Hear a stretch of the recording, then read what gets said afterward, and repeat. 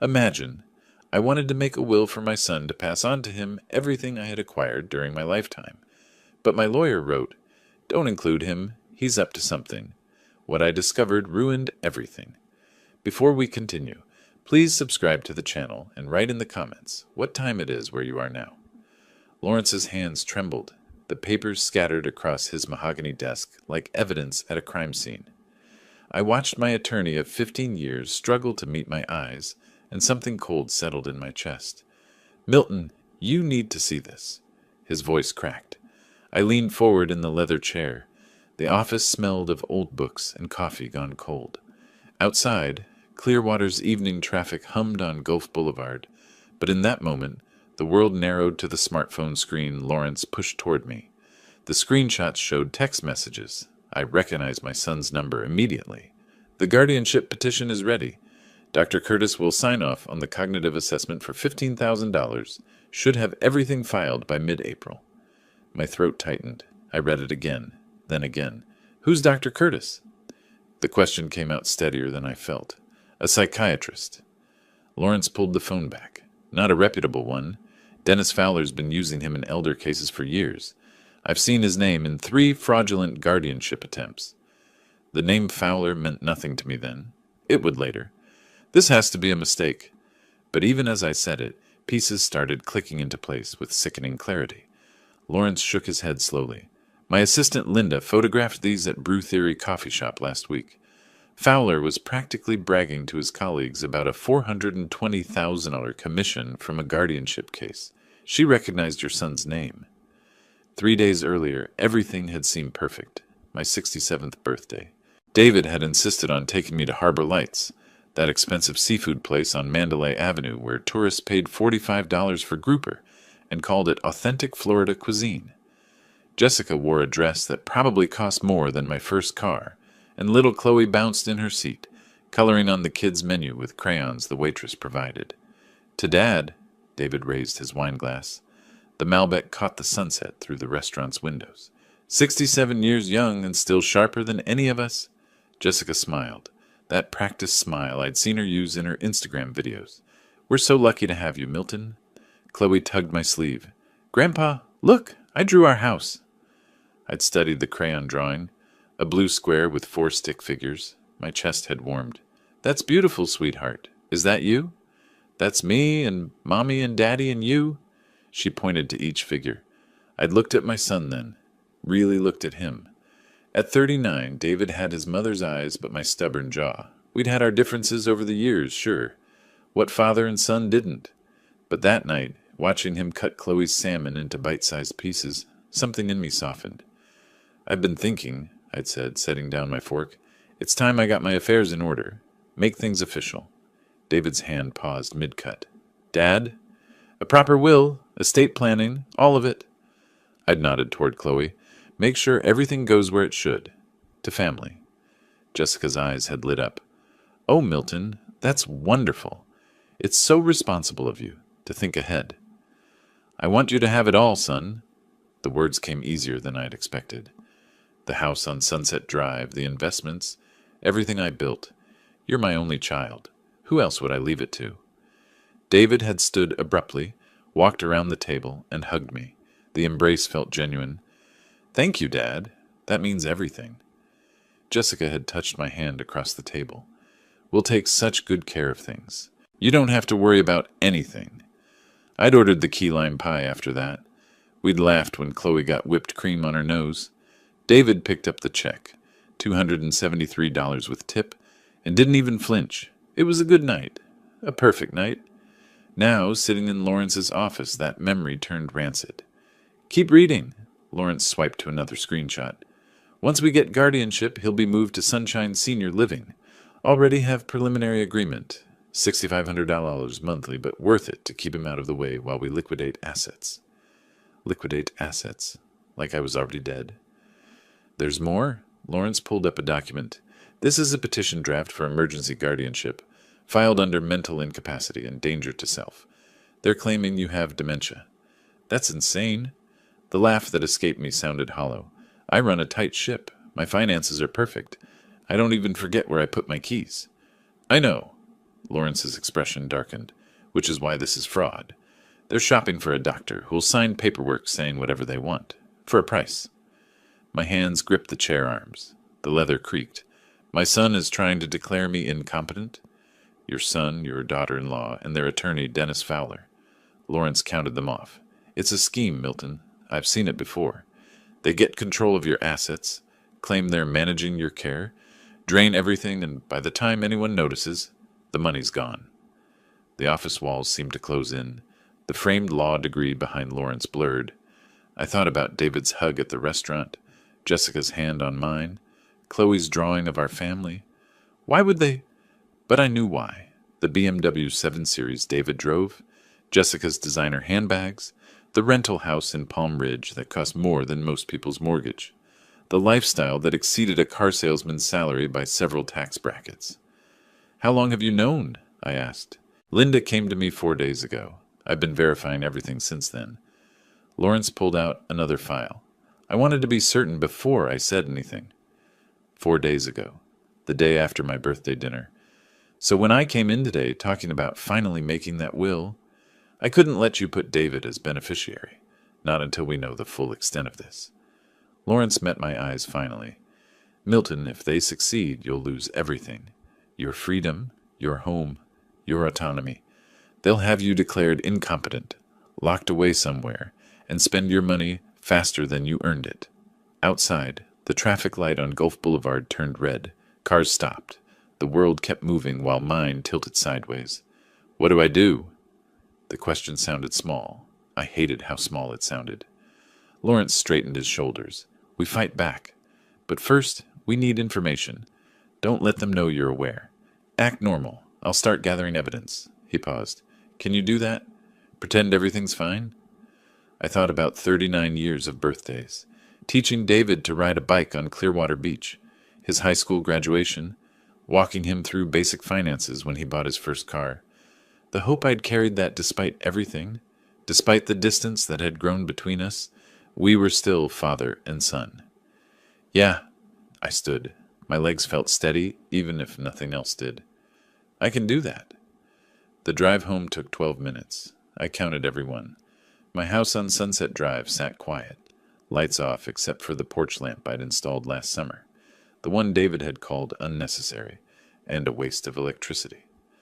I sat in my truck in the driveway and remembered something else from recent months.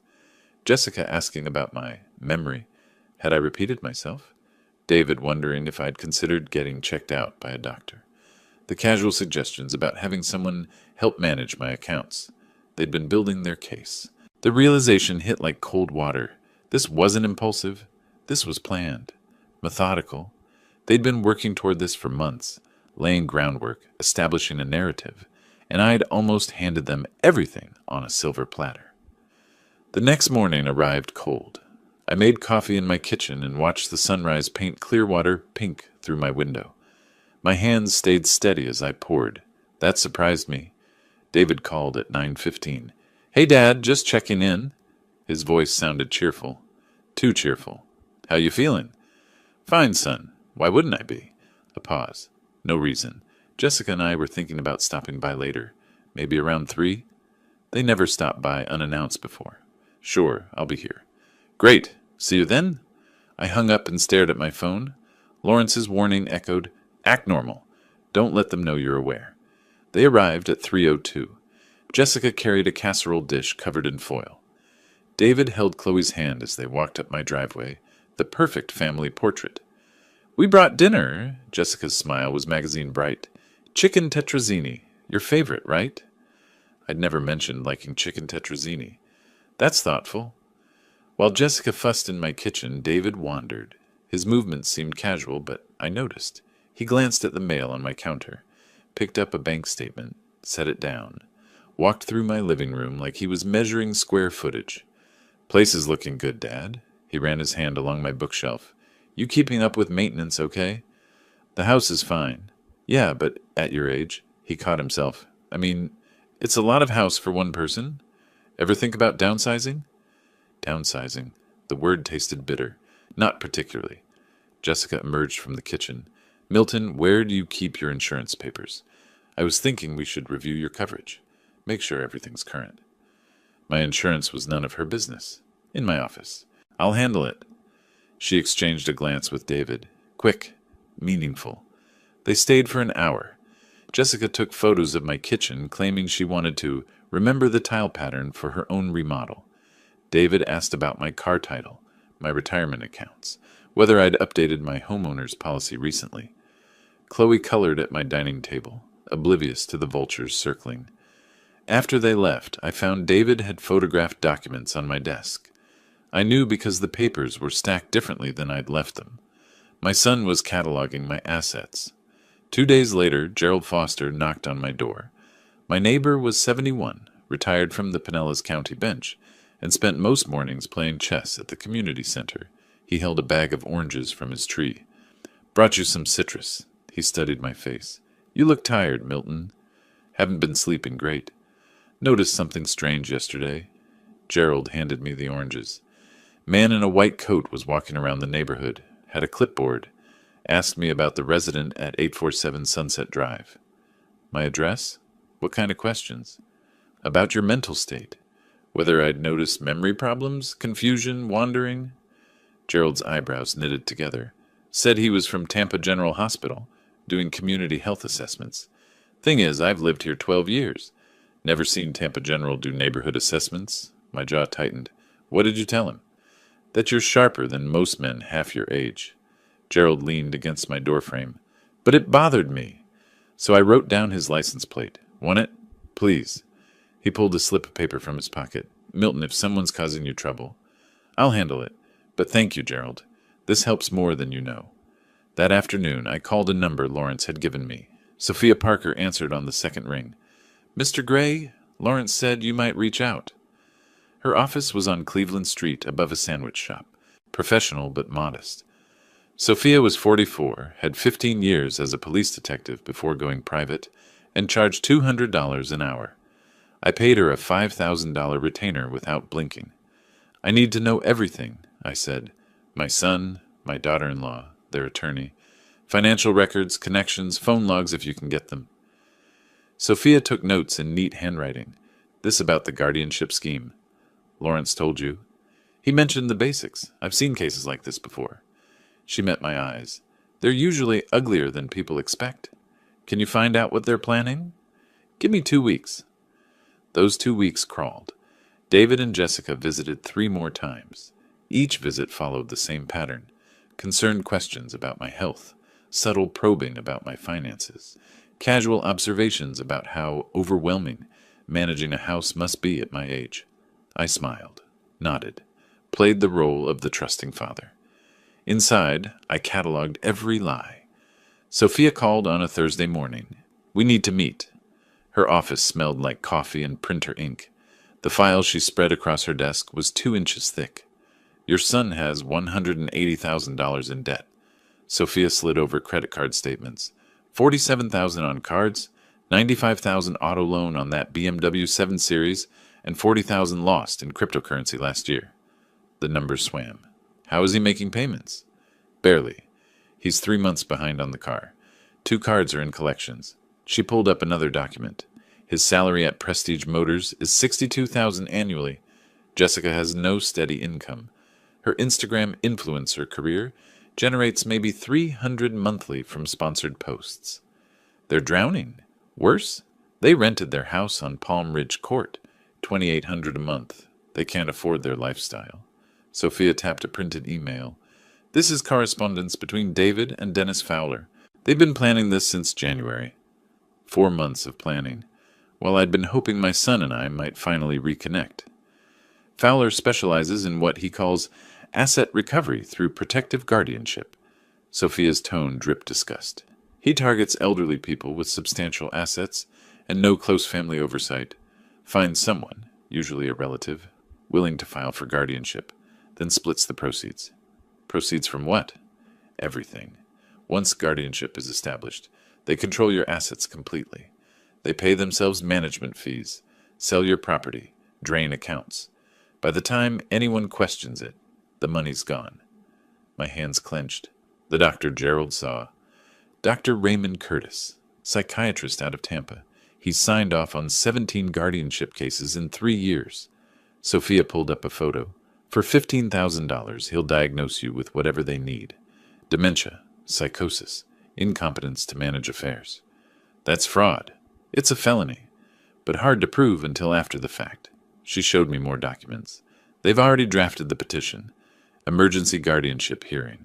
Claims you're a danger to yourself. They've got witness statements, fabricated ones, and that medical assessment from Curtis waiting. They're ready to file. When? Mid-April is their target. They want to move fast once it's filed. Sophia pulled out the final document. This is a preliminary agreement with Sunshine Senior Living Facility. $6,500 monthly for a semi-private room. They've already discussed which one. The room spun slightly. My son had picked out the facility where he'd warehouse me. There's more. Sophia's expression darkened. The plan is to liquidate your assets within 6 months. Sell the house, empty the accounts, transfer everything through an LLC Fowler controls. By the time any court reviews the guardianship, you'll be broke and living in that facility on Medicaid. I sat back. The chair creaked. $2.8 million. Give or take. Enough to clear David's debts and set them up comfortably. Sophia closed the file. I'm sorry, Milton. I know this isn't easy to hear. Easy. The word didn't cover it. This was my son. The boy I'd raised, who I'd supported through college, helped with his first apartment deposit, celebrated with at his wedding, the boy who was now planning to steal my life. What are my options? My voice came out flat. We can report Curtis to the medical board, Fowler to the Florida bar, but that takes time. Sophia leaned forward.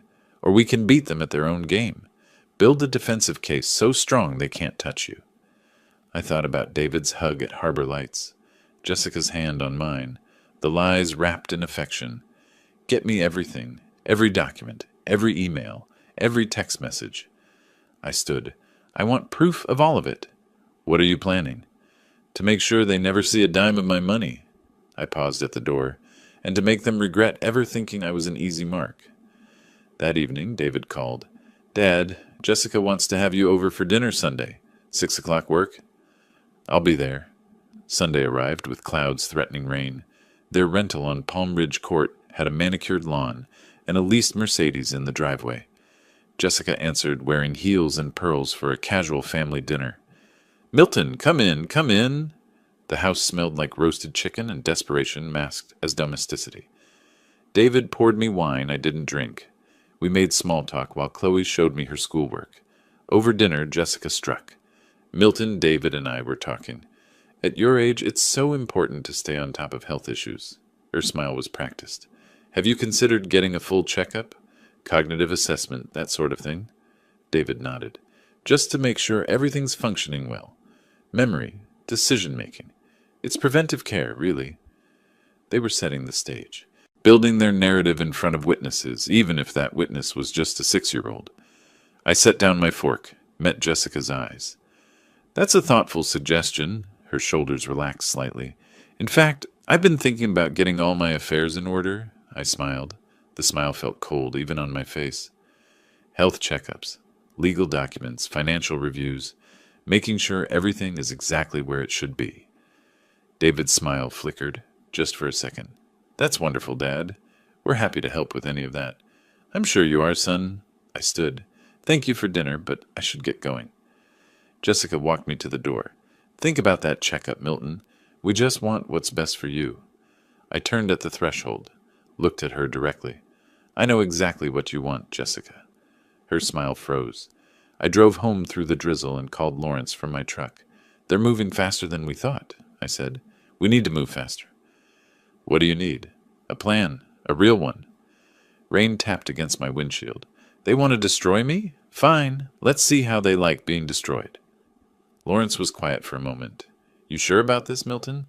Once we start, I'm sure. I'd never been more certain of anything. They declared war. They just don't know I'm fighting back yet. All right, Lawrence's voice hardened. Then let's go to war. War required strategy. Lawrence and I mapped it out over coffee the following week in his office conference room, the whiteboard filled with names, dates, legal statutes. First priority, medical documentation. Lawrence capped his marker. We need ironclad proof you're cognitively sound. Not just your regular doctor. We need specialists. Where? Johns Hopkins All Children's Hospital in St. Petersburg. Top-rated neurology department. 3 independent evaluations from board-certified physicians. He scribbled a note. It'll take 2 days of testing. Cognitive function, memory assessment, full neurological workup. The testing was grueling. I spent 6 hours in a sterile room answering questions, solving puzzles, recalling word lists. A Dr. Patricia Williamson watched me navigate spatial reasoning tests with the intensity of someone searching for cracks in a dam. Mr. Gray, what year is it? 2025. Who's the current president? I answered correctly. Every time. The neuroimaging took another 4 hours. MRI, CT scan, the works. They charged my insurance $4,300. Worth every penny. Dr. Williamson delivered the results personally. Your cognitive function is exceptional for your age bracket. Memory retention tests at 96th percentile. No signs of dementia, Alzheimer's, or cognitive impairment of any kind. She handed me the official report. Whoever suggested otherwise was either mistaken or lying. Oh, they're lying, doctor. Trust me. The second move was financial protection. Lawrence brought in a trust attorney named Richard Montgomery, 63, Yale Law, specialized in asset protection for high-net-worth individuals. A revocable living trust removes assets from probate, Richard explained in his office overlooking Clearwater Harbor. More importantly, it makes guardianship over assets essentially pointless. The trust owns everything, not you personally. Can they challenge it? They can try, but you're creating it while demonstrably competent. He gestured to my medical files stacked on his desk. These reports are dated, witnessed, comprehensive. Any court will recognize this trust as the legitimate wishes of a sound mind. We transferred everything. The house on Sunset Drive. Investment accounts with Raymond James totaling $1.9 million. My checking and savings at SunTrust, another $400,000. The proceeds from selling Little Scholars Daycare back in 2019, still sitting in a Vanguard fund at nearly $500,000. $2.8 million moved into the Milton Gray Revocable Living Trust with Lawrence Bennett as successor trustee. The paperwork took 3 days to finalize. The notary's stamp felt like a shield going up. Now what? I asked Lawrence. Now we gather ammunition. He pulled up Sophia's latest report on his laptop. Dennis Fowler has 3 formal complaints filed with the Florida Bar Association, 2 for mishandling client funds, 1 for fraudulent representation in a guardianship case. Why is he still practicing? The bar moves slow, but Sophia found something better. Lawrence turned the screen toward me. Linda Hayes, remember her? Fowler's former secretary who warned us? She's willing to testify. Fowler owes her $11,000 in back wages. She's got emails, recordings, everything. Meanwhile, David and Jessica accelerated their timeline. David called twice weekly now, each conversation peppered with concern. Dad, you sound tired. Are you sleeping okay? Fine, son. Maybe you should see someone, just to talk things through. I bit back the response I wanted to give. I'll consider it. The second week, Jessica messaged me on Facebook. A long, rambling note about family responsibility and making sure you're taken care of, and how they'd noticed changes in me. She suggested names of doctors. One was Dr. Raymond Curtis. I saved the message. Evidence for later. Gerald stopped by with more oranges and information. That man in the white coat came back. Talked to the Hendersons 3 doors down. Same questions about you. What did the Hendersons say? That you're the most organized person on the block, and they wish their own kids were half as responsible. Gerald studied me. Milton, what's going on? People trying to take advantage. I took the oranges. I'm handling it. If you need a character witness, I might. Thank you, Gerald. The trap closed tighter on a Tuesday afternoon. I was pruning the bougainvillea in my front yard when a silver Honda Accord pulled up. The man who stepped out wore khakis and a polo shirt with a Tampa Bay Veterans Association logo. Mr. Gray? Milton Gray? That's me. He extended a hand. Dr. Raymond Curtis. I'm doing complimentary health screenings for veterans in the area. Got about 15 minutes for a quick assessment. So this was their play. Free screening. Get me to say something they could twist. I smiled, shook his hand. Sure, doctor. Come on in. My phone was already recording in my shirt pocket. Lawrence had insisted I keep it ready. Voice-activated app. Stores everything to cloud backup. Dr. Curtis settled on my couch. Professional smile. Clipboard ready. This is just a basic cognitive wellness check, nothing invasive. Appreciate it. How old are you, Milton? 67. And you live alone? I do. He made notes. Any family nearby? My son and his family, about 10 minutes away. They check in on you regularly. Often enough. I kept my tone mild. Good, good. Family support is crucial. He leaned forward. Have you noticed any memory issues lately? Forgetting appointments, misplacing items, that sort of thing? Can't say I have. What about confusion? Times when you're not sure where you are or what day it is? Nope. His pen paused. Any difficulty managing finances? Bills, accounts, that type of thing? My finances are in perfect order. Of course, but sometimes people don't realize. He caught himself, started over. What I mean is, at your age, it's natural for things to become overwhelming. Many people benefit from having family help manage day-to-day affairs. There it was, the narrative. Dr. Curtis. I sat back. Who referred you to me? This is a community outreach program. Through the Veterans Association? That's correct. Interesting, I called them yesterday. They've never heard of you. His expression flickered, just for a second. There must be some confusion. No confusion on my end. I smiled. The smile didn't reach my eyes. But I appreciate you stopping by. I'll make sure to mention this visit to my attorney. Curtis stood quickly. Well, if you're not interested in the screening... Oh, I'm very interested. Just not in the kind you're offering. I walked him to the door. Tell Dennis Fowler that Milton Gray isn't as easy to fool as he thought. The color drained from Curtis's face. He left without another word. His Honda peeled away from the curb faster than necessary. I immediately called Lawrence. Curtis just tried to evaluate me. Got the whole conversation recorded. Perfect. Send it to me.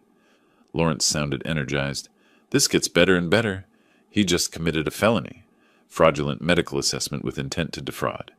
When do we move? Soon.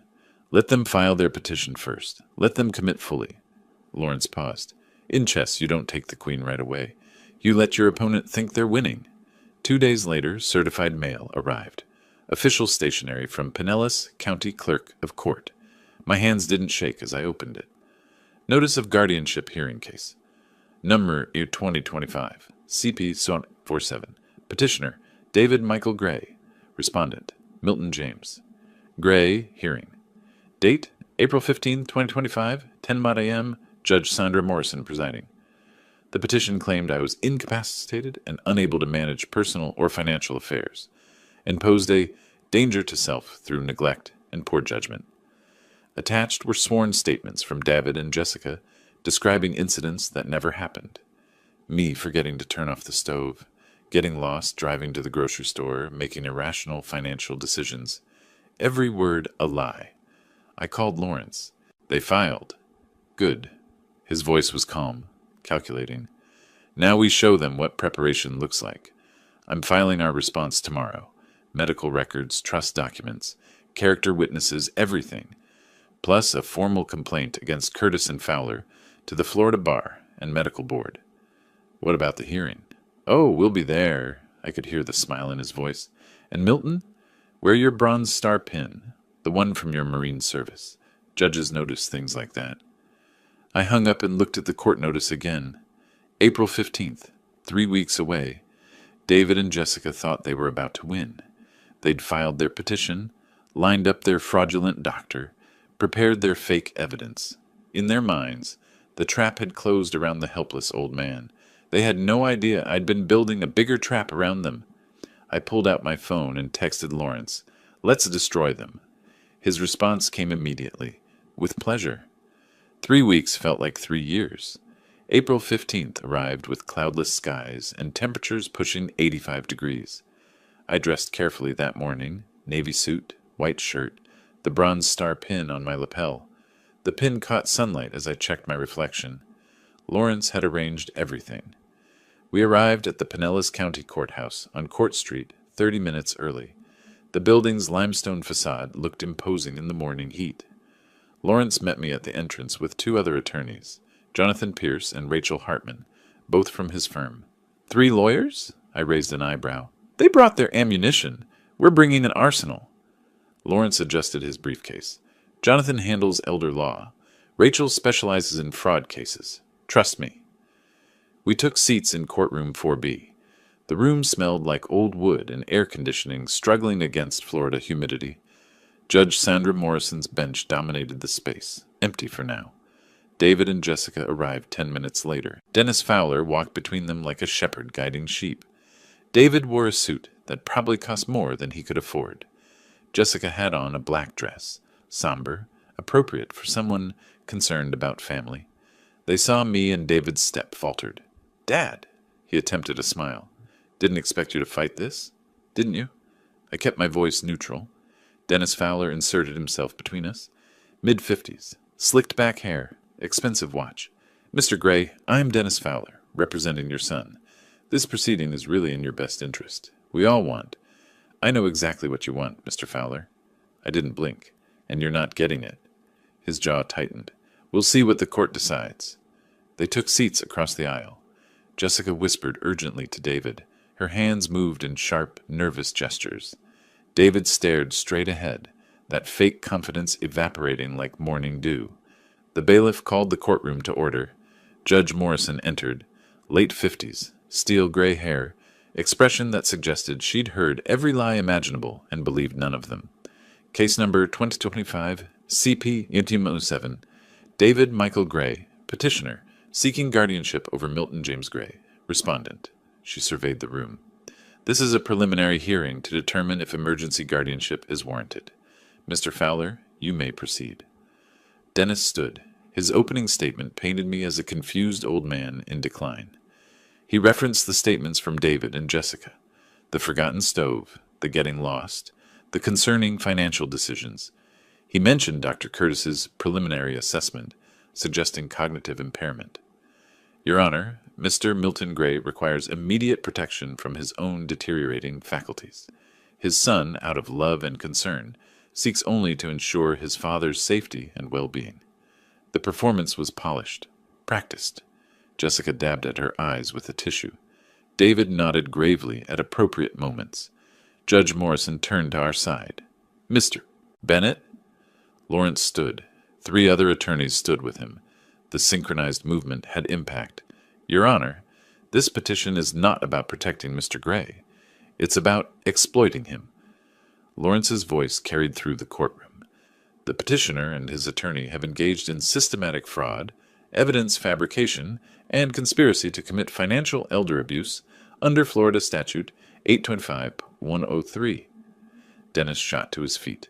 "Your Honor, that's a serious allegation.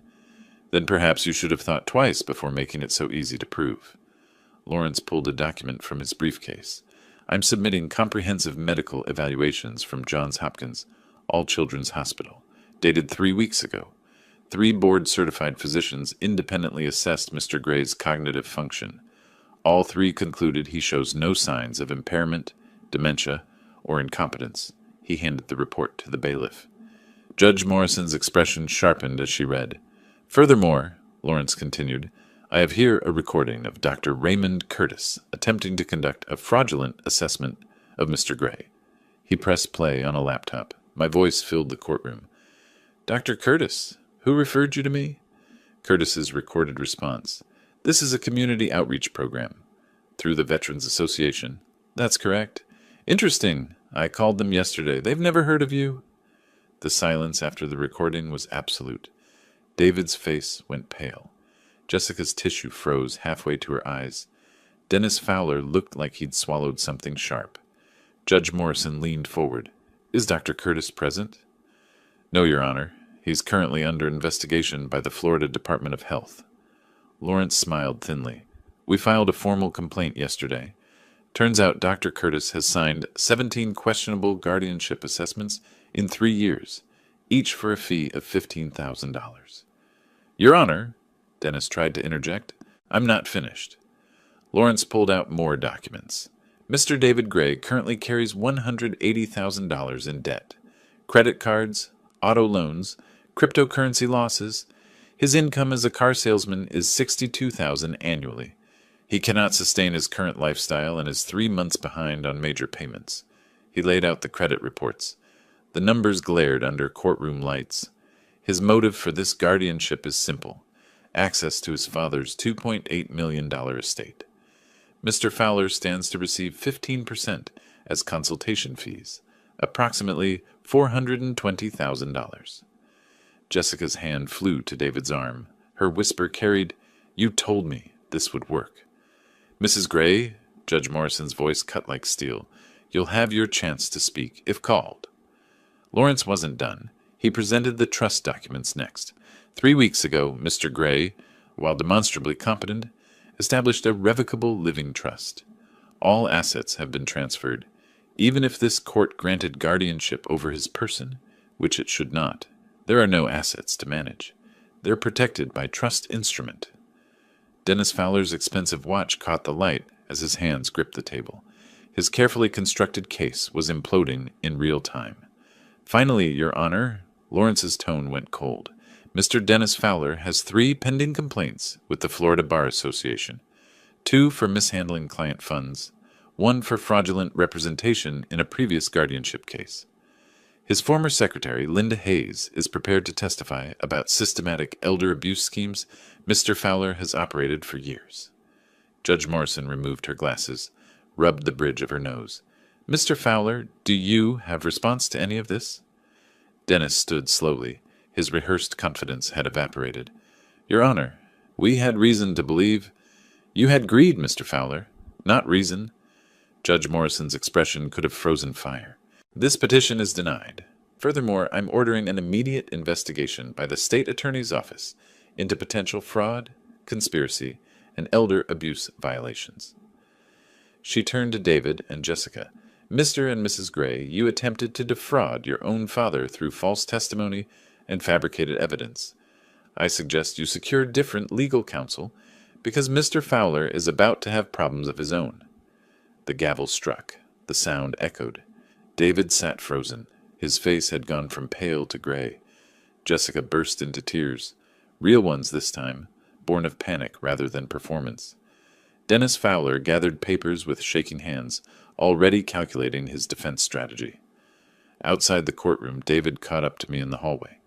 "Dad, please, I can explain—" "Explain what?"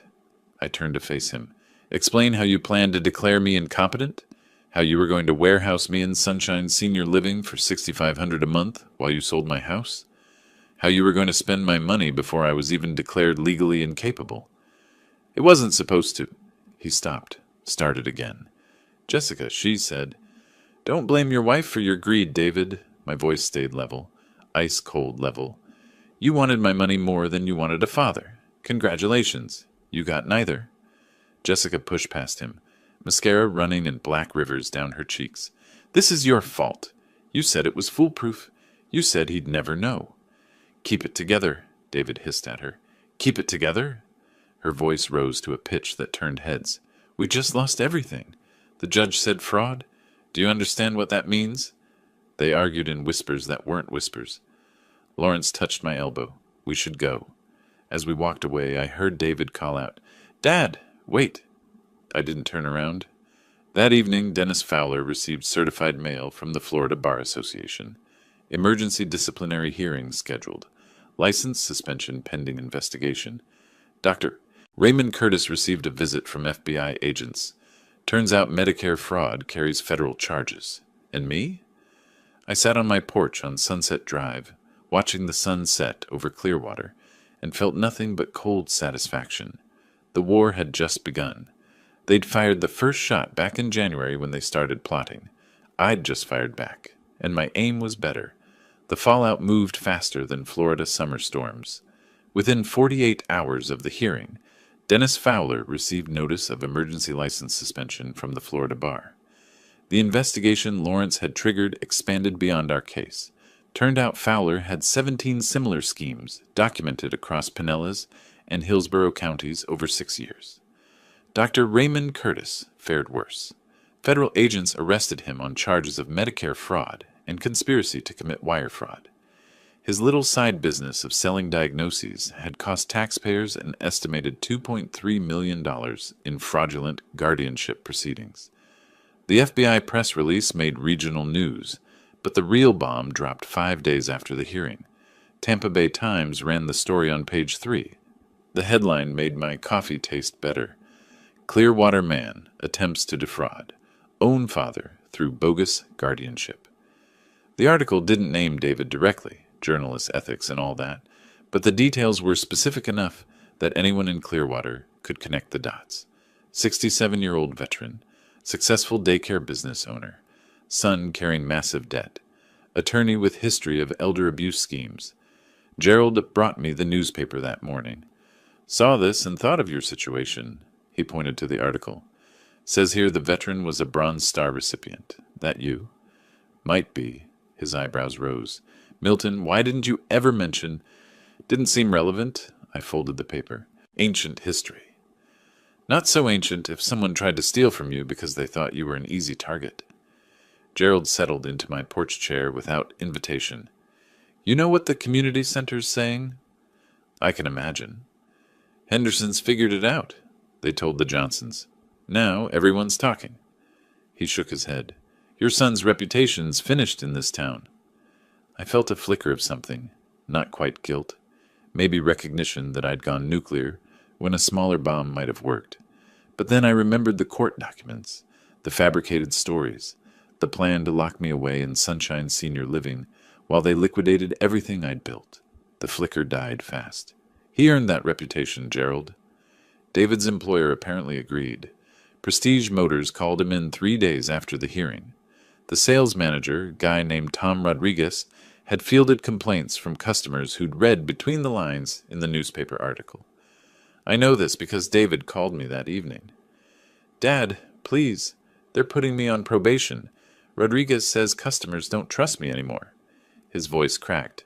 I'm about to lose my job. Then I suggest you look for another one. You could fix this. Tell people it was a misunderstanding. Was it? I let the question hang. Was it a misunderstanding when you told the court I forgot to turn off the stove? When you claimed I got lost driving to Publix? When you signed papers to have me locked in a facility? Silence on the other end. That's what I thought. I hung up.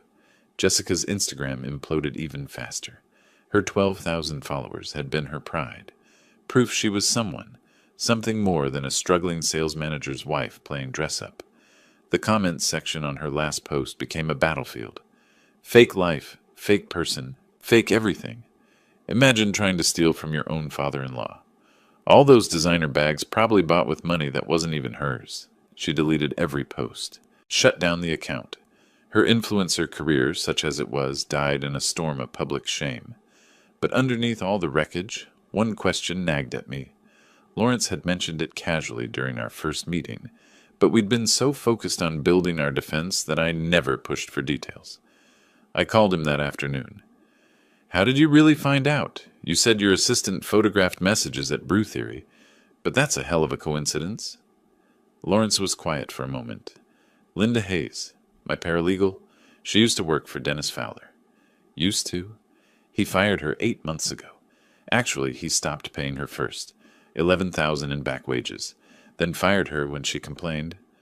Lawrence's tone carried an edge. Linda's sharp. When she worked for him, she saw the pattern. Wealthy elderly clients, questionable guardianships, money disappearing into LLCs that Fowler controlled. She knew what he was doing. Knew it. Couldn't prove it. Bar complaints require evidence, and Fowler's good at covering tracks. Lawrence paused. But when she started working for me in January, she kept tabs on her old employer. Professional curiosity, maybe. Or revenge. Smart woman. Very. She was having coffee at Brew Theory last month when Fowler came in with 2 colleagues. They sat 3 tables away. Fowler was practically crowing about his biggest score yet, a guardianship case worth $420,000 in fees. I could picture it. Arrogant lawyer celebrating before the victory was secured. Linda heard your son's name? David Gray. She remembered you from when you'd called my office about estate planning last year. Lawrence's voice tightened. She took photos of Fowler's phone when he left it on the table to use the restroom. Got screenshots of the whole text chain with David. Then she brought them to you. That same day, told me everything. Lawrence exhaled. That's when I sent you that message. Don't include him in the will. He's planning something. The pieces clicked into place. A fired secretary with a grudge, a careless attorney celebrating too early, a paralegal smart enough to connect dots. I owe Linda Hayes my life savings, I said quietly. She'd probably settle for that 11,000 Fowler owes her. Lawrence's smile carried through the phone. But I've got better news. The Bar Association is investigating those wages too. She'll get paid plus penalties. After I hung up, I sat on my porch and thought about chains of events. If Fowler had paid Linda, if she hadn't been in that coffee shop, if she hadn't recognized David's name, if Lawrence hadn't warned me, I'd have signed over everything. My son would have declared me incompetent. I'd be in a facility right now, drugged and docile, while David and Jessica burned through 39 years of my work. The cold rage that had sustained me through the hearing crystallized into something harder, more focused. They didn't just try to steal my money. They tried to steal my mind, my dignity, my freedom. They were willing to destroy me completely. I called Lawrence back. I want to file a civil suit. Against whom? David, Jessica, both of them. My jaw set. Emotional distress. Fraud. Attempted financial exploitation. Whatever applies under Florida law. That's escalation, Milton. The criminal investigation might be enough. It's not enough. I cut him off. They need to understand there are consequences. Real ones. Financial ones. Lawrence considered this. How much? $500,000. He whistled low. That'll bankrupt them. They were planning to bankrupt me and pretend it was love? I watched a pelican circle over Clearwater Bay in the distance. Fair's fair. I'll draft the complaint tomorrow. The lawsuit notification arrived at David's rental house via certified mail 1 week later. I knew because he called immediately, voice shaking somewhere between rage and panic. $500,000? Are you insane? Am I? I kept my tone conversational. That's what you wanted from me. Seems proportional. Dad, we're sorry. We made a mistake. You can't. I can. I am. I paused. You know what's funny, David? You weren't wrong to think I had money. You were wrong to think I was stupid enough to let you take it. This will destroy us. Good. The word came out colder than I intended. Or maybe exactly as cold as I intended. You were willing to destroy me. At least I'm leaving you your freedom. That's more mercy than you planned to show me. He tried pleading, bargaining, finally threatening, though what he thought he could threaten me with after everything remained unclear. I hung up mid-sentence. That evening, Jessica called from her parents' house in Orlando. She'd left David, apparently, taken Chloe and run home to Mommy and Daddy. Milton, please. Her voice was raw. I know what we did was wrong. I know that. But Chloe asks about you every day. She misses her grandfather. That hurt. The first real wound they'd managed to land. Put her on, I said. Grandpa? Chloe's voice was small. 6 years old and caught in the middle of adult wars. Hey, sweetheart. You being good for Grandma and Grandpa? Yes. When can I see you? My throat tightened. Soon, Chloe. I promise. Soon. After I hung up, I sat in the silence of my house on Sunset Drive and wondered if winning felt this hollow for everyone. Lawrence filed the civil complaint the next morning. $500,000 plus legal fees. The process server found David at Prestige Motors during his lunch break. Apparently, he threw up in the parking lot after reading it. Gerald reported this detail with the guilty pleasure of someone who enjoys good gossip. Tom Rodriguez told the Hendersons that David's probably getting fired. Can't have an employee who scares customers and vomits outside the dealership. Sounds like David's having a rough week, I observed. Sounds like David earned a rough week.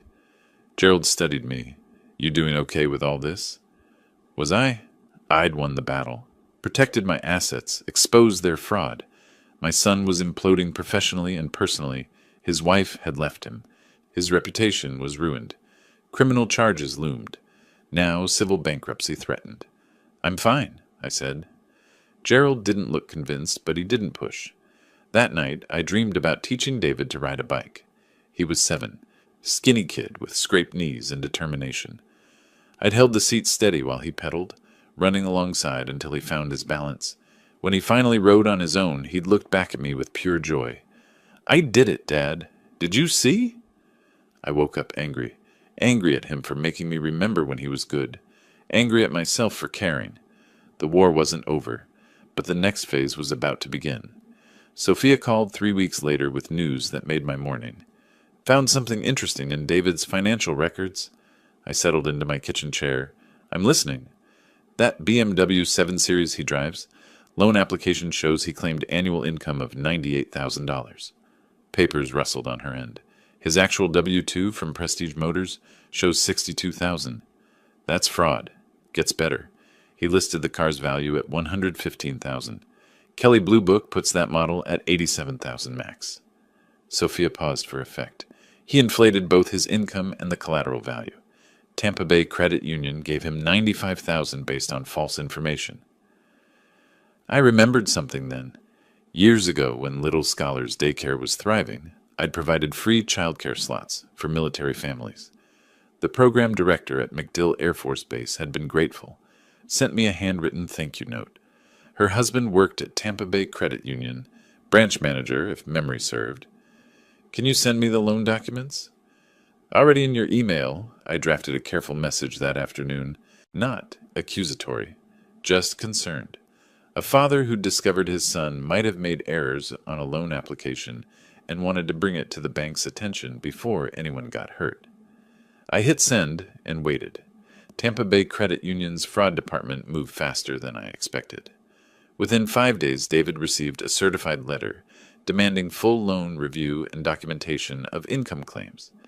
The bank gave him 10 business days to provide proof or face immediate acceleration. Legal speak for, "Pay us $95,000 right now, or we're repossessing the car." David didn't have $95,000. He didn't have $9,000. Gerald witnessed the repo truck arrive at David's rental on a Wednesday morning. "Big flatbed.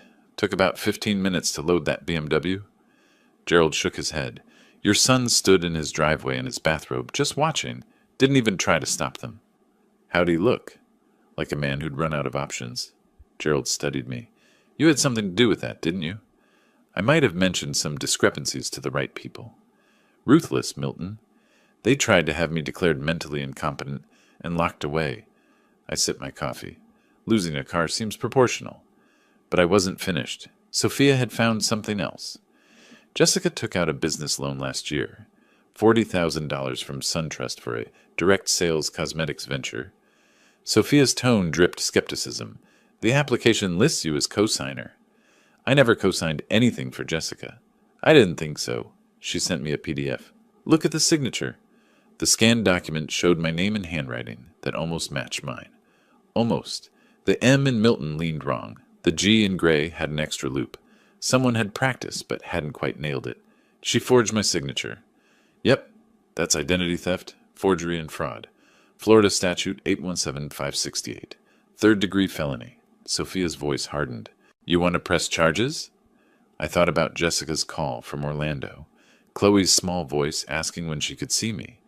The innocent child caught in the crossfire of adult greed. Then I thought about Jessica sitting in my house, photographing my kitchen, asking about insurance documents, building a case to steal everything while pretending to care. Contact the Clearwater Police Department. File a report. The investigation took 2 weeks. Detective Aaron Walsh from the Financial Crimes Unit called me personally.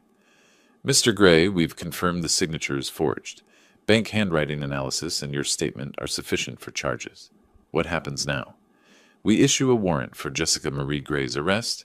She'll be charged with forgery in the 3rd degree and identity theft." Walsh paused. "These charges carry up to 5 years in prison."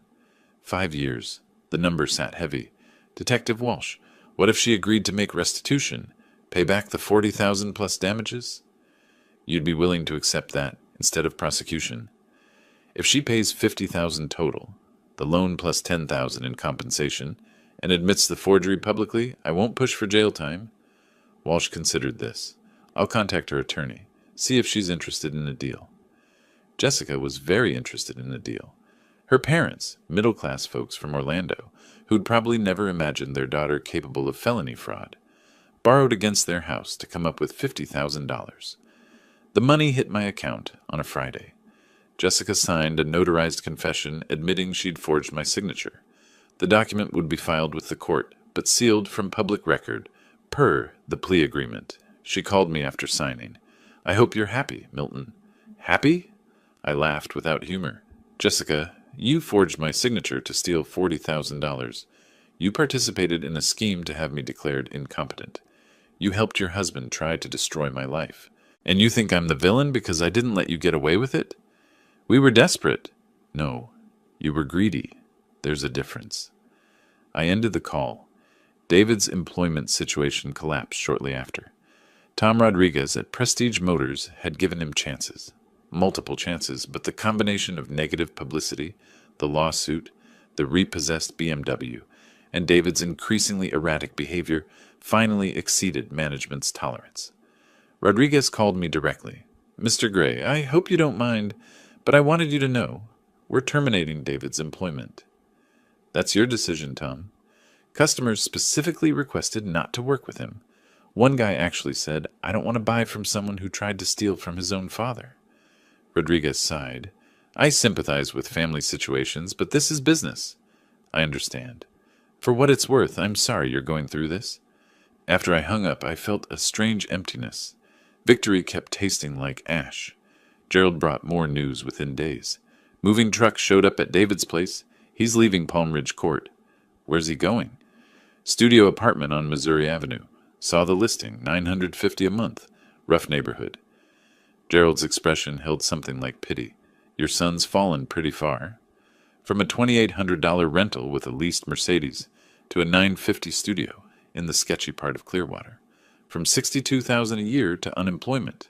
From married to separated, possibly divorced. He built that fall himself, Gerald. I just removed the safety net he thought I'd provide." But Gerald's next information hit differently. Heard them arguing when the movers came. Loud enough the neighbors talked about calling the police. What were they arguing about? Jessica blaming David for everything. David blaming Jessica for finding Dennis Fowler. Both of them screaming about whose fault it was. Gerald shook his head. "That marriage is dead, Milton. Even if they don't divorce officially, it's over." I thought about their wedding. I'd paid for half of it. $12,000 because David couldn't afford the venue Jessica wanted. She'd been radiant that day. David had looked at her like she'd hung the moon. Now they were screaming in a driveway while movers hauled boxes, their marriage dissolving in public view. Sophia's final report came via email. Subject line, "Complete financial picture." I printed out. The numbers told a grim story. David's debts, $180,000 original, now $220,000 with penalties and legal fees. No BMW to show for it. Repoed and sold at auction for $68,000, leaving $27,000 still owed. Credit cards and collections. The civil lawsuit I'd filed adding pressure daily. Jessica's debts, $50,000 to her parents that she'd likely never repay. Her credit destroyed. No income. Living with her parents at age 37 with a 6-year-old daughter. Together, they owed more than most people earned in 3 years. Separately, neither could survive. The destruction was complete, methodical, devastating. I sat on my porch that evening watching the sunset paint Clearwater pink and orange. My house on Sunset Drive stood solid around me. My bank accounts remained full, my freedom intact, my mind sharp despite their attempts to paint it otherwise. I'd won every battle, protected everything, destroyed everyone who'd tried to destroy me. So why did I feel like I'd lost something anyway? My phone buzzed. Text from David. "Can we talk, please?" I stared at the message for a long time. My son, broke and broken, reaching out. The boy I'd taught to ride a bike. The man who'd planned to lock me away and steal my life. I typed a response, deleted it. Typed another, deleted that too. Finally, I turned off the phone and poured myself a drink. Some conversations could wait. Some wounds needed to bleed a while longer. The war had casualties on both sides. I was just better at hiding mine. June melted into July with humidity thick enough to chew. I ignored David's texts, 17 of them over 5 weeks, each one more desperate than the last. Jessica stopped calling after the restitution payment cleared.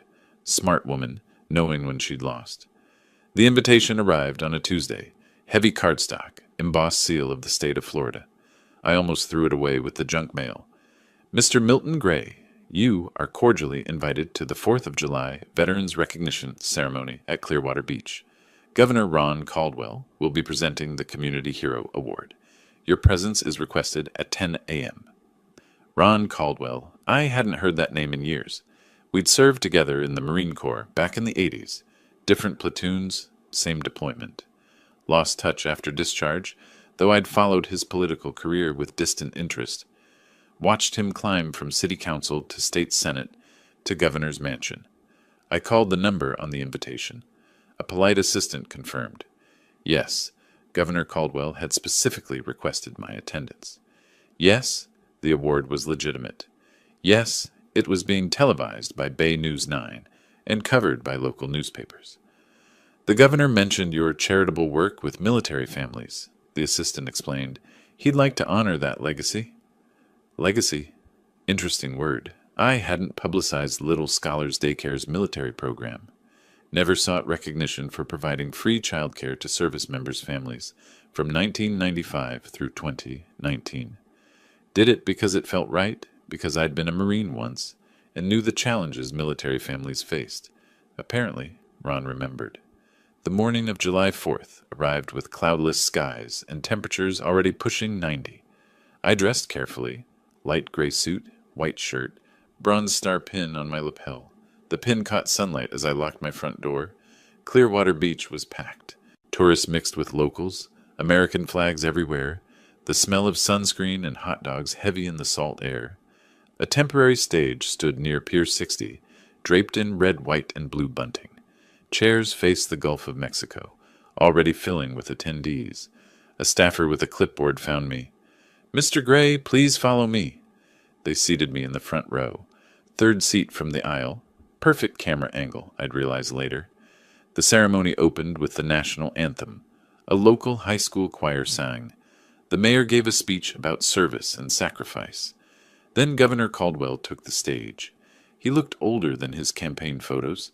69 now, hair more silver than brown, but he carried himself like the Marine he'd been. Straight spine, steady gaze, voice that projected without microphone assistance. Today we honor citizens who embody the values we celebrate on Independence Day. Caldwell's eyes swept the crowd. Service, sacrifice, community.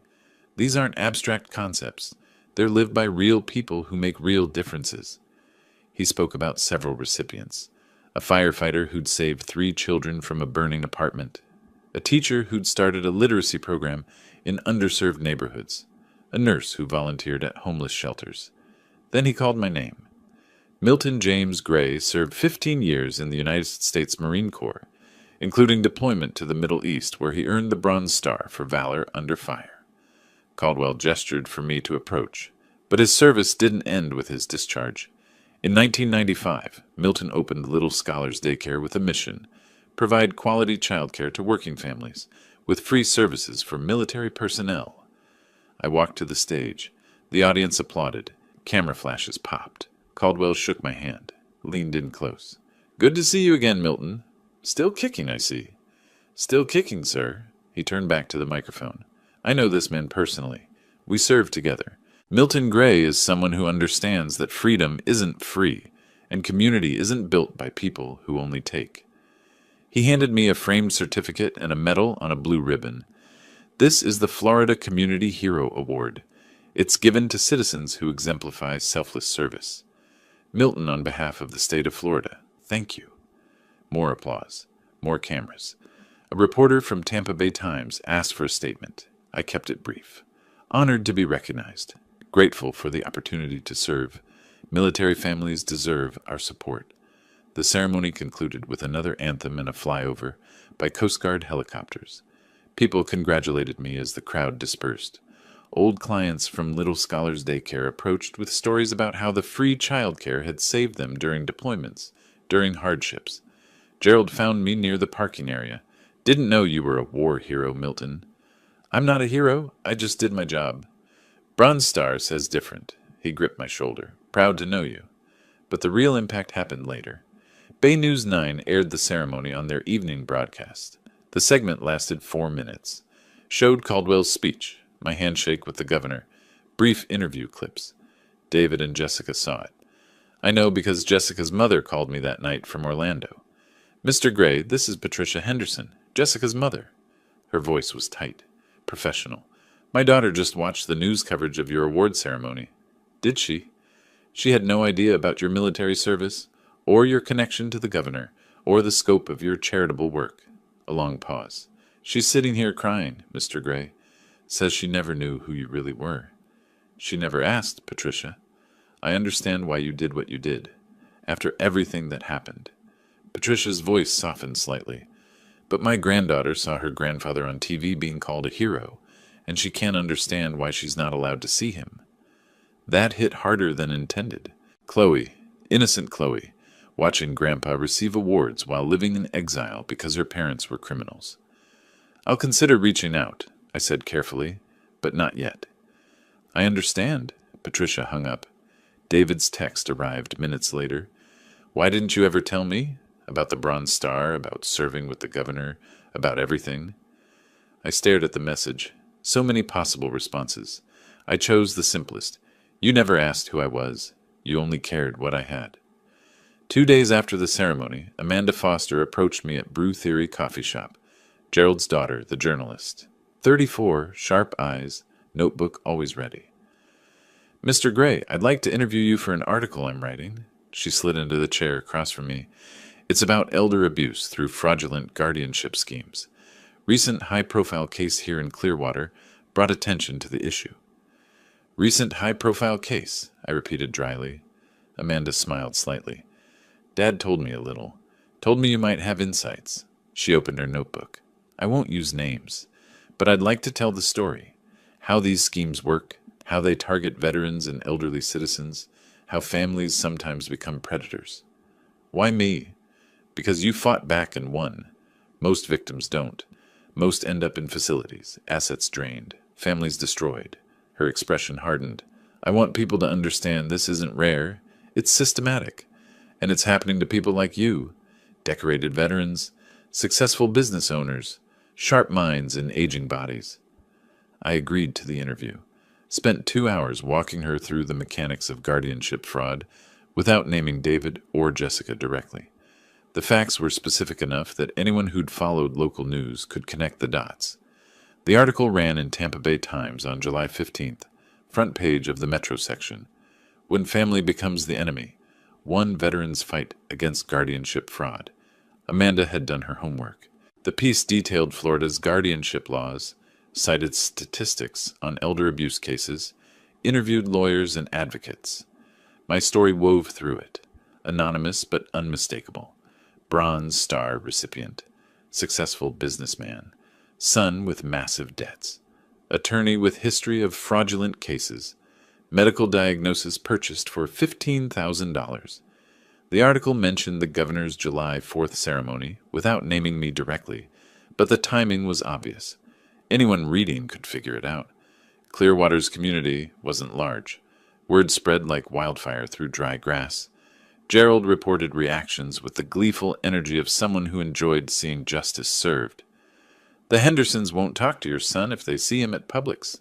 The Johnsons cross the street to avoid him downtown. Rita Patterson told everyone at the community center that David Gray is persona non grata in civilized society. Jessica fared worse. She'd tried returning to Clearwater to apply for jobs, retail, administrative work, anything to rebuild. But employers Googled her name, found the articles, made excuses about positions being filled. She applied at Target on Gulf to Bay Boulevard, Gerald reported. Manager told her straight up, "We don't hire people who steal from family." The casual cruelty of small-town judgment could be devastating. I'd weaponized it perfectly. David left another voicemail. His voice sounded hollow. "Dad, I get it. You won. We lost. The whole town knows we're garbage. Jessica's parents won't even look at me. I'm living in a $900 studio delivering pizzas for DoorDash. You destroyed us completely." A pause, heavy breathing. "I deserved it. I know that. But watching you on TV, hearing the governor talk about your service, realizing I never knew my own father," his voice cracked. I was so focused on what you had that I never saw who you were. That's on me. All of it. I listened to the voicemail 3 times. Felt nothing but cold satisfaction mixed with something uncomfortably close to sadness. That evening I sat on my porch on Sunset Drive and thought about wars. Real ones, where I'd earned that bronze star. Metaphorical ones, where I'd destroyed my only son. In real war, there were rules. Geneva Conventions. Lines you didn't cross. This war had no rules.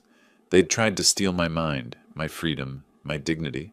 I'd responded by taking their money, their jobs, their reputation, their marriage. Fair trade, some might say.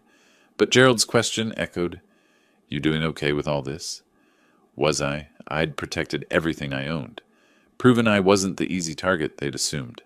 Made them understand that underestimating the old man was a fatal mistake. The cost was a son who delivered pizzas in shame, a daughter-in-law blacklisted from employment, a granddaughter who asked why Grandpa didn't love her anymore. My phone buzzed, another text from David. "Please, can we just talk?" I turned off the phone and watched the sun set over Clearwater Bay, painting the sky in shades of red that looked too much like blood. Desperation makes people stupid. David proved this 3 weeks after the ceremony, when Lawrence received a legal filing that made him laugh out loud over the phone. "They're countersuing you." I set down my coffee. "On what grounds?" "Defamation and malicious prosecution. $200,000. Papers rustled on his end. "Claims you orchestrated the entire situation to destroy your son's reputation. Says you used your connections, specifically mentioning the governor, to manipulate the legal system." "That's absurd. It's also desperate. They hired Christopher Kane. He's a mid-tier attorney who takes cases other lawyers won't touch." Lawrence's tone carried amusement. "David and Jessica pooled money from friends to afford his $5,000 retainer.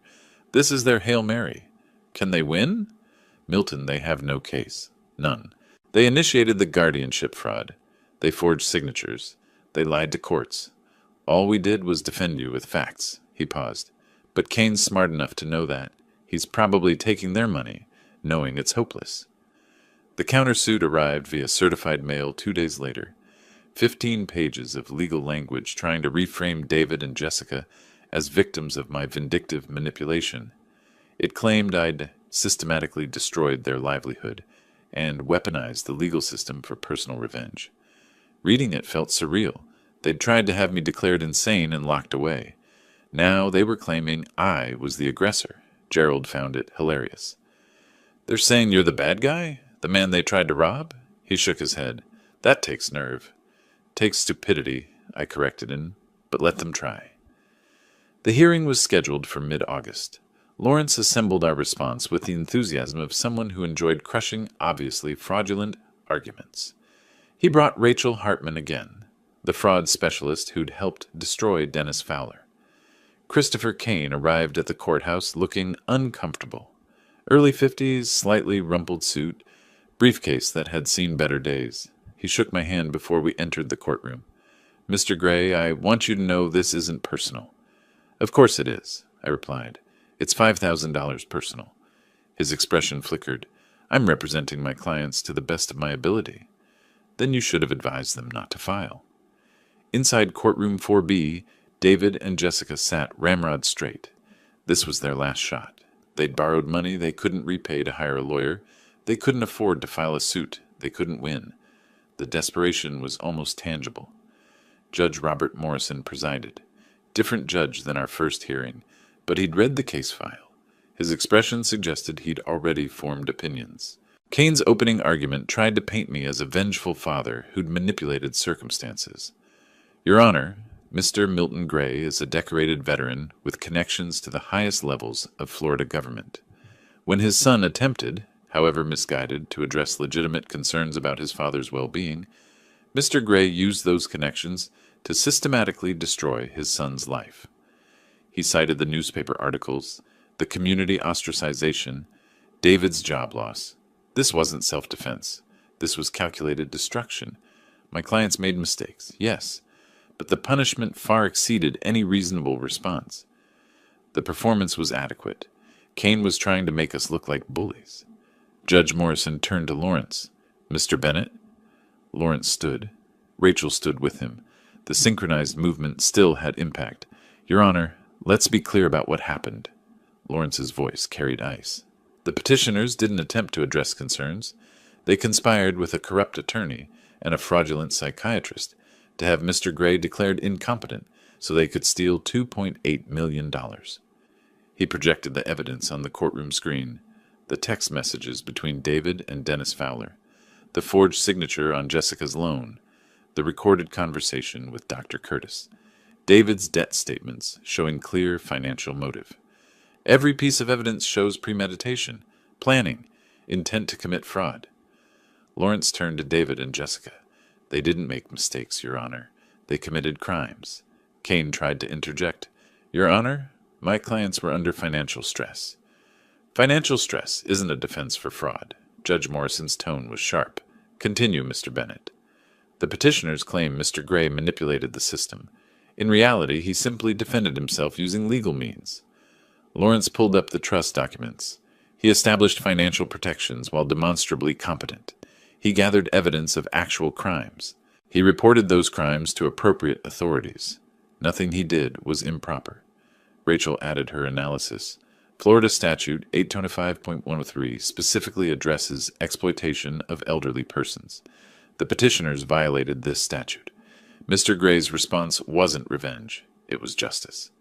Kane looked like he wanted to sink through the floor. David stared at the table. Jessica's hands trembled. Judge Morrison removed his reading glasses. Mr. Kane, your clients attempted to defraud an elderly veteran through a guardianship scheme. When that failed, they're now claiming he's the villain for protecting himself. Your Honor, they're willing to apologize. I don't care if they're willing to apologize. The judge's expression could have frozen water. This countersuit is frivolous. Worse, it's offensive. Your clients committed documented fraud, and now they're wasting this court's time claiming the victim is at fault. The gavel struck. Countersuit dismissed. Furthermore, I'm awarding Mr. Gray an additional $15,000 in sanctions for having to defend against this baseless claim. Kane's shoulders slumped. David's face went ashen. Jessica made a sound somewhere between a sob and a gasp. Court adjourned. Outside, Kane approached me in the hallway. Mr. Gray, I apologize for wasting your time. Your attorney was right. I should have advised them not to file. But you took their money anyway. I did. He looked genuinely ashamed. For what it's worth, your son and daughter-in-law just learned an expensive lesson about knowing when to quit. They emerged from the courtroom minutes later. Jessica's mascara ran in familiar black rivers. David moved like a zombie. $515,000. Jessica's voice was shrill. We owe you $515,000 now. How are we supposed to— Shut up. David's response was flat. Dead. Just shut up. Don't tell me to shut up. This was your idea. Your father. Your stupid plan. My idea? David rounded on her. You found Dennis Fowler. You pushed for this. You're the one who said it would work. Because you said your father was a pushover. You said he'd never fight back. Jessica's voice rose to a pitch that echoed off courthouse walls. You told me he was just some old man with money. I didn't know he was a war hero who had the governor's personal phone number. David's composure finally shattered. How was I supposed to know any of that? Maybe by asking. Maybe by caring about who your father actually was instead of just what he had. The fight continued as they walked toward the parking structure. Their voices carried, drawing stares from lawyers and courthouse staff. The public disintegration of their marriage played out for anyone interested enough to watch. Lawrence touched my elbow. We should go. The check arrived from the court administrator 10 days later. $515,000. Original judgment plus sanctions. I stood in my kitchen on Sunset Drive, holding the check, feeling nothing resembling victory. The number was large enough to be meaningful, small enough to know I'd never actually collect it. David didn't have $500,000. Neither did Jessica. This was a moral victory at best. I opened a drawer and pulled out an old photograph. David at 7 years old, gap-toothed smile, holding up a fish we'd caught at Fort DeSoto Park. He'd been so proud. I'd helped him reel it in, watched his face light up with joy. I caught it, Dad. Did you see? I'd seen. I'd been there for that moment and thousands of others. First steps. First day of school. high school graduation, his wedding day. Where had that boy gone? When did the man who'd hug his father at Harbor Lights transform into someone who'd plot to steal his freedom? More importantly, when had I decided the appropriate response was total destruction? Gerald found me on the porch that evening. Heard the countersuit got tossed. Added 15,000 to their debt. Good.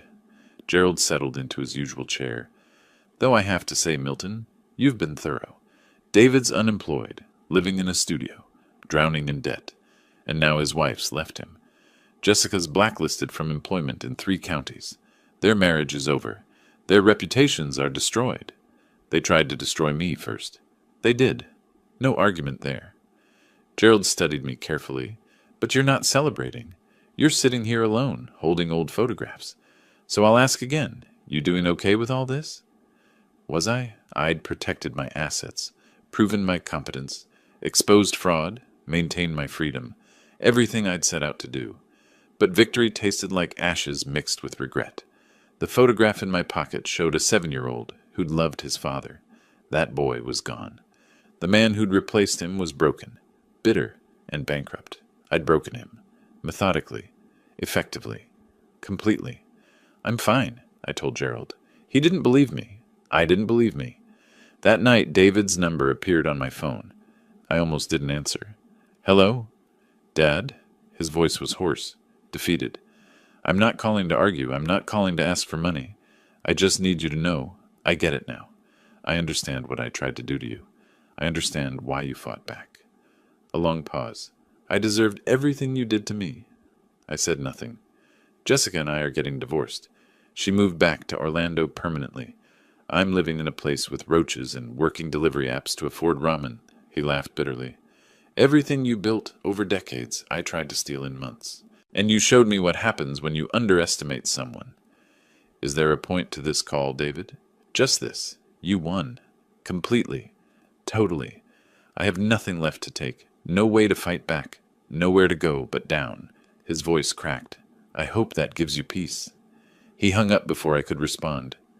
I sat in the silence of my house on Sunset Drive, surrounded by everything I'd successfully protected, and wondered why peace felt so far away.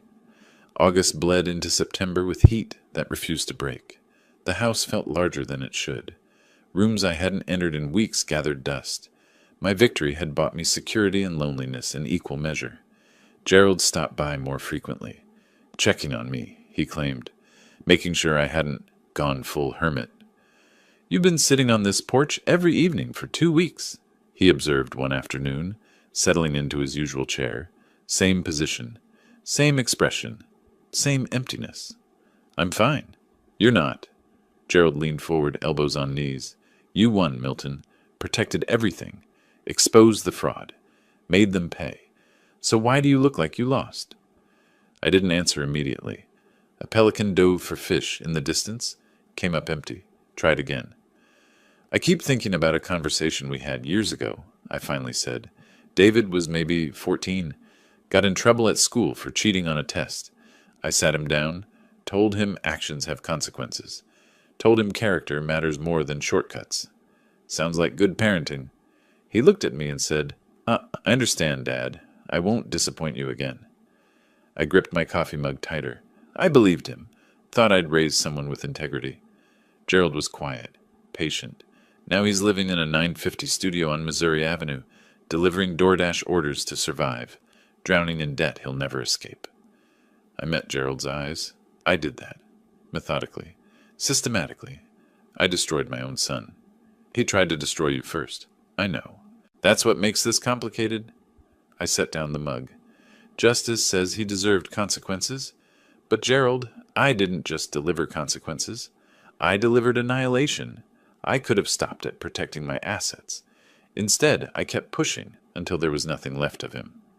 You think you went too far? It wasn't a question. Gerald had known me long enough to read between silences.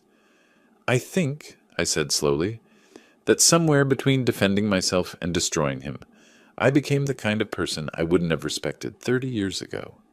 The divorce papers arrived at David's studio apartment on a Tuesday. I know because he called me from the parking lot of the family law courthouse, voice hollow. It's official. Jessica and I are done. Irreconcilable differences. He laughed without humor. That's what they call it when your marriage implodes because you tried to steal from your father. David, she's already gone. Moved to Orlando last week. Took Chloe. I get supervised visitation twice a month if I can afford the drive. His breathing was ragged. I'm 39 years old, Dad. Divorced, unemployed, living in a place where the shower doesn't drain right and my neighbor deals drugs. This is what I built with my choices. What do you want me to say? Nothing. There's nothing to say. A long pause. I just thought you should know. The family you raised is officially dead. You won. He disconnected. Gerald brought news 2 days later. Saw your son making a delivery on Cleveland Street. DoorDash uniform, thermal bag, the whole setup. He shook his head. Looked rough, Milton. Really rough. How rough? Lost weight, dark circles, driving a beat-up Toyota Corolla that probably should have failed inspection. Gerald's expression softened. He looked like a man who's given up. I thought about that. David delivering pad thai to strangers, probably earning $1,800 a month if he worked 70-hour weeks, barely covering rent, utilities, the crushing debt that would follow him forever. He earned that situation, I said, but the words felt hollow. Did he, though? Gerald challenged. He earned consequences. Question is whether he earned complete destruction. There's a difference between justice and revenge, Milton. Justice restores balance. Revenge just creates more damage. Before I could respond, my phone rang. Unknown Orlando number. I almost didn't answer. Mr. Gray? This is Patricia Henderson, Jessica's mother. We spoke briefly before. I remember. I'm calling about Chloe. Patricia's voice was careful, measured. She's struggling, Mr. Gray. Asks about you constantly. Doesn't understand why Grandpa doesn't call, doesn't visit, doesn't want to see her. My chest tightened. Her parents made mistakes. Terrible mistakes. But Chloe is 6 years old and innocent. Patricia paused. She drew a picture yesterday at school. Family portrait. You know who she included? I waited. You. Not her father. You. The teacher asked why Daddy wasn't in the picture, and Chloe said, because Daddy made Grandpa sad. Patricia's voice cracked slightly. She thinks this is all her fault somehow, that if she'd been better, you wouldn't have left. The words hit like physical blows. Chloe. Innocent Chloe, who'd done nothing wrong except be born to terrible parents. Can I speak with her? She's at school, but I can have her call you tonight. Patricia hesitated. Or you could come visit. She'd love that. She keeps asking when she can see you. After we hung up, I sat motionless on my porch. The afternoon stretched long and quiet. Gerald had left, sensing I needed space to think. I'd spent months building the perfect revenge, protected my assets, exposed fraud, destroyed reputations, bankrupted enemies, won every battle, claimed every victory. But Chloe was collateral damage. An innocent child who missed her grandfather, who didn't understand adult wars, who thought she'd somehow caused this rift. My phone rang that evening. Patricia's number. Grandpa? Chloe's voice was small, hesitant. Hey, sweetheart. Why don't you come see me anymore? Did I do something bad? The question cut deeper than any legal filing ever had. No, Chloe. You didn't do anything bad. You're perfect. Then why don't you love me? My throat closed. I do love you. Very much. Then why are you gone? She started crying. Mommy and Daddy fight all the time, and Daddy doesn't live with us anymore, and you don't call, and I miss you so much. I closed my eyes, saw her at 3 years old, laughing as I pushed her on swings at the park. At 4, helping me water plants in my garden. At 5, proudly showing me her kindergarten drawings. At 6, caught in the crossfire of adult stupidity and greed. Chloe, listen to me. None of this is your fault, not one bit. The grown-ups made mistakes, but I'm still your grandpa, and I still love you. Really? Really, and I want to see you too. When? Hope flooded her voice. When can you come? I looked around my house on Sunset Drive, the fortress I'd successfully defended, the empty rooms, the victory that tasted like defeat. Soon, sweetheart, very soon, I promise. After Chloe hung up, I sat in darkness and thought about costs. David had tried to steal $2.8 million. In response, I'd taken his job, his marriage, his reputation, his future, and inadvertently his daughter's sense of security. The scales weren't balanced, they were shattered. Gerald appeared at my door the next morning. "You look different." "Different how?" "Like you've decided something." He studied me carefully. "Good different or bad different?" "I don't know yet." I grabbed my keys. "But I need to drive to Orlando. See my granddaughter." "What about David? What about him?" "You going to talk to him? Offer a truce?" I considered this. David was broken, probably beyond repair. Our relationship was damaged in ways that might never heal. But Chloe was innocent, and somewhere in my crusade for justice, I'd forgotten that not every casualty was justified. "I don't know," I admitted, "but I can't keep punishing her for her parents' sins. That's not justice. That's just cruelty." Gerald smiled. "Now you're thinking clearly." "Am I? I destroyed my son, Gerald. Completely. Maybe permanently. That's not something you come back from." "Maybe not. But you can stop making it worse." Gerald gripped my shoulder. "Justice was protecting yourself. Everything after that was revenge.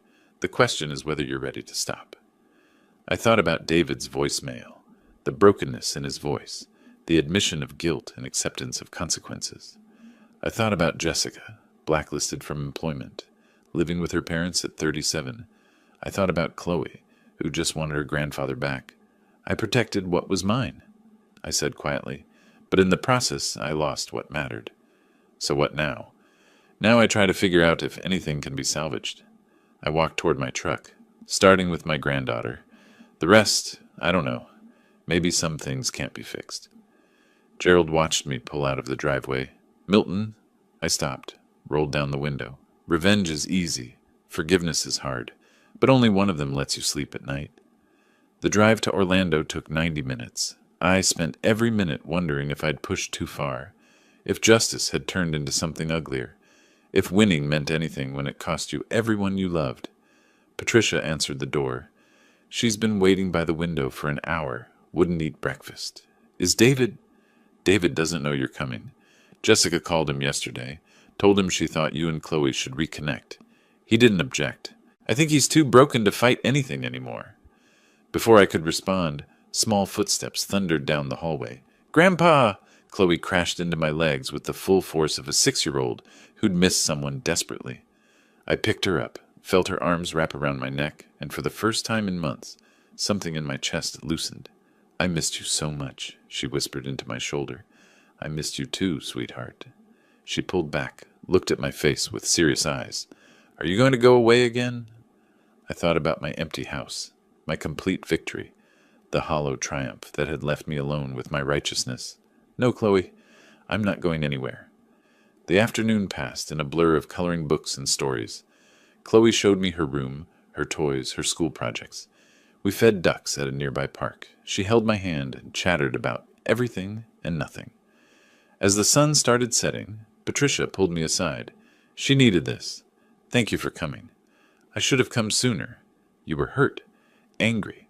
Those feelings were valid." Patricia's expression was kind, but firm, but punishing David also punished her. "I hope you see that now?" I did, too clearly. On the drive home, I called Lawrence. The civil suit against David and Jessica. What would it take to settle?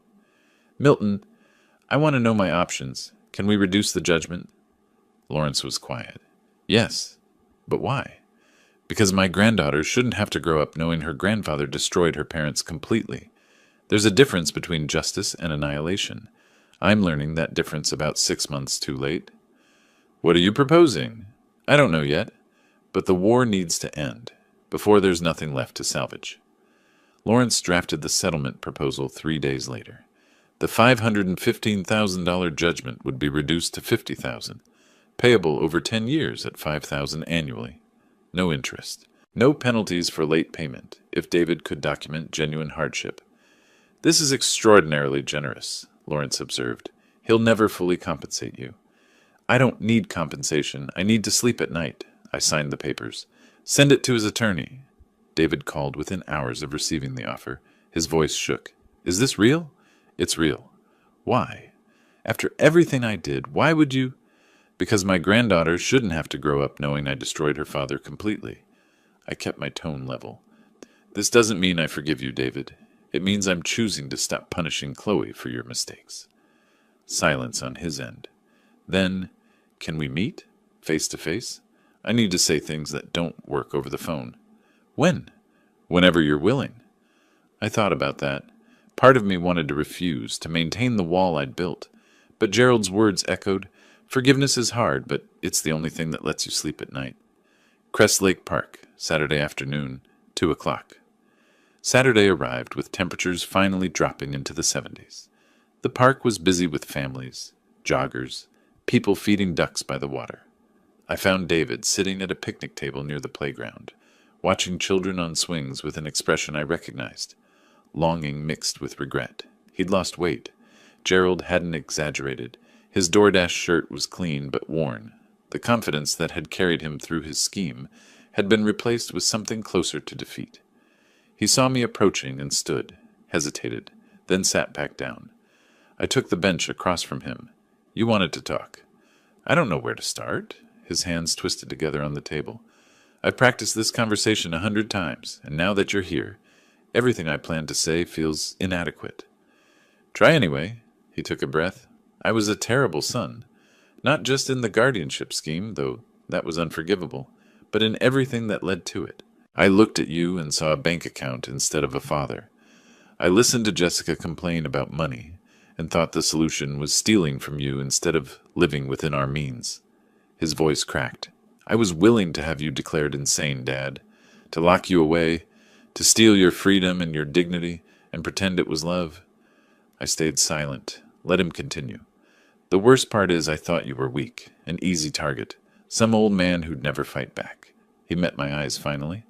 "Then I watched you on TV receiving an award from the governor, heard about your Bronze Star, your 15 years in the Marines, your charity work that touched hundreds of families, and I realized I never knew my own father because I never bothered to ask."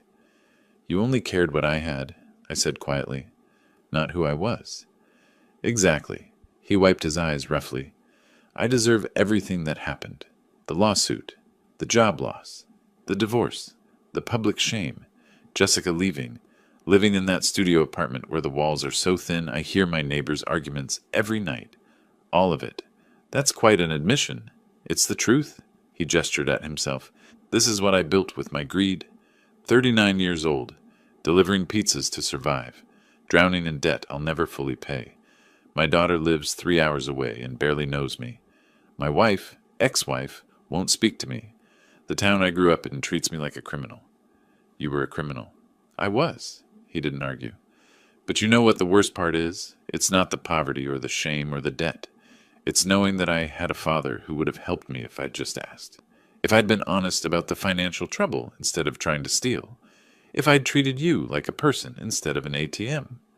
A child's laughter rang out from the playground. We both turned to watch. The sound felt incongruous against our conversation. "I'm accepting your settlement offer," David said. $5,000 a year for 10 years. It'll take everything I can scrape together, but I'll pay it. Not because I have to. I know bankruptcy would wipe most of it, but because it's the only way I can prove I've changed." "Changed how?" "I got a second job. Night shift at a Walmart distribution center. Between that and DoorDash, I'll make enough to cover rent, debt payments, and maybe see Chloe once a month." He smiled bitterly. "Not exactly the life I imagined, but it's honest work. That's more than I could say 6 months ago. I studied my son, the boy I'd raised, the man who'd betrayed me, the broken person now trying to rebuild from rubble. Jessica called me last week," he continued. "She's taking classes at Valencia College. Business administration. Says she's done pretending to be an influencer and wants real skills. She's ashamed of what we did. Won't even visit Clearwater because she can't face people. She should be ashamed. We both should." David leaned forward.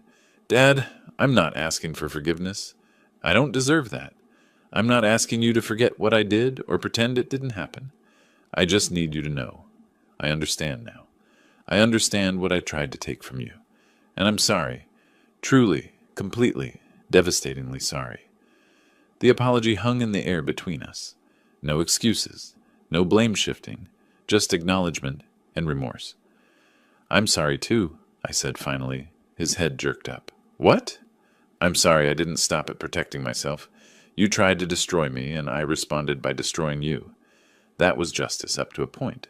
After that point, it became revenge. I kept pushing until there was nothing left of you. You deserved consequences. Prison, probably. Definitely public exposure and financial penalties. I cut him off.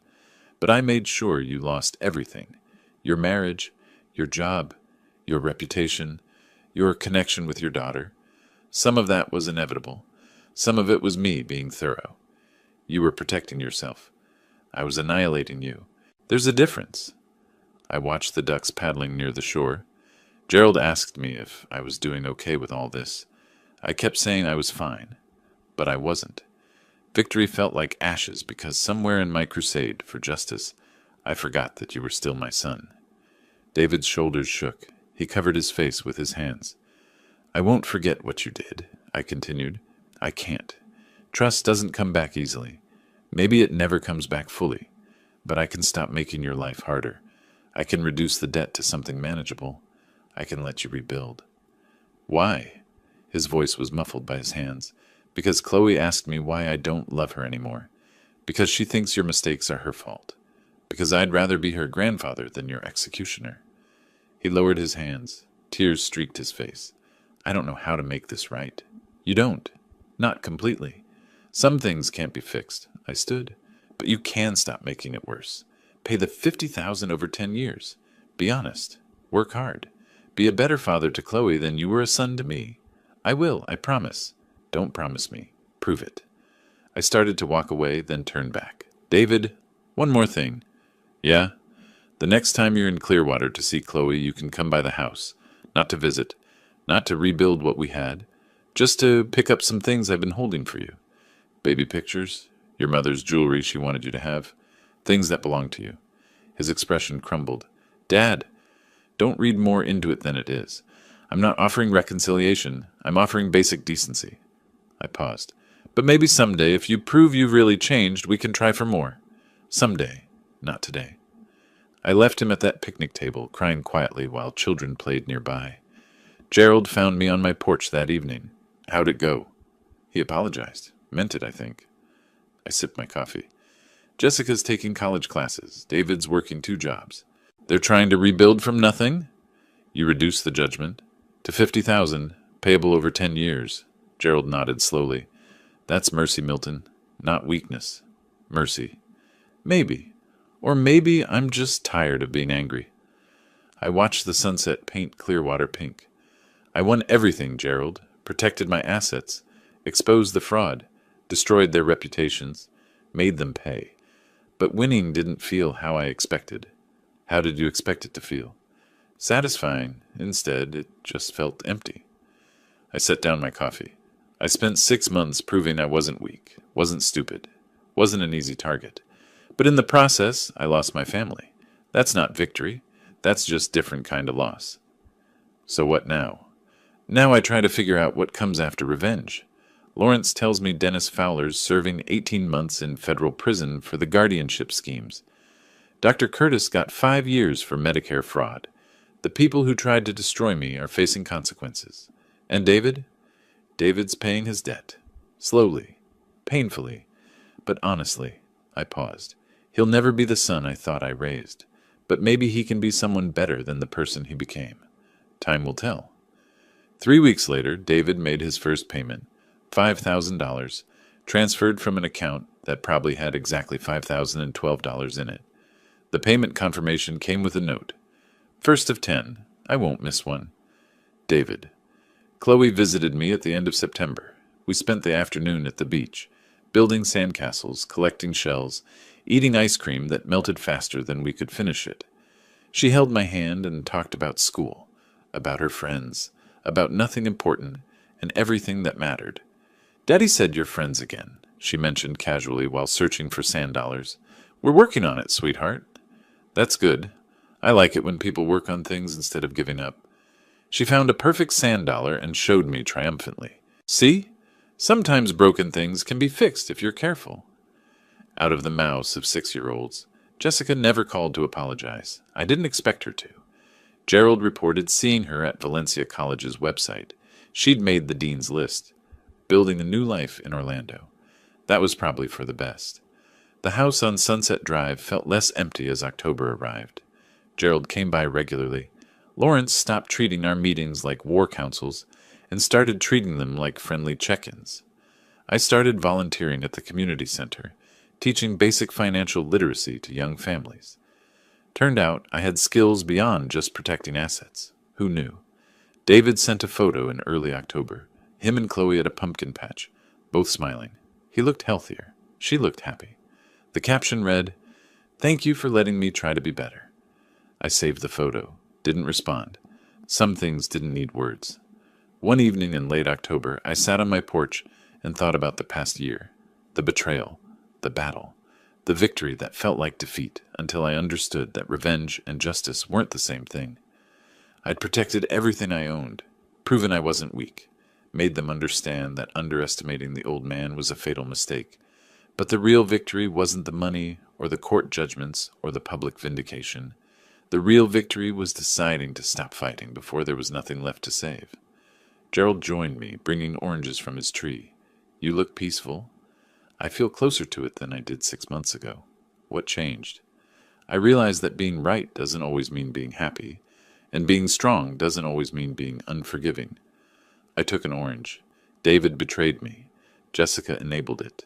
They deserved consequences, but Chloe deserved a grandfather. And I deserved peace more than I deserved revenge. Took you long enough to figure that out. Better late than never. The sun set over Clearwater Bay, painting the sky in colors that no longer reminded me of blood. Just beauty. Just another day ending, another day beginning. I'd won the war, but more importantly, I'd stopped fighting before victory cost me everything that actually mattered. That was the lesson David never learned until it was too late. Some battles aren't worth winning if you lose yourself in the process. Me? I learned it just in time, and that made all the difference. If you liked this story, please like this video, subscribe to the channel, and share your impressions of this story in the comments. To listen to the next story, click on the box on the left. Thank you for watching.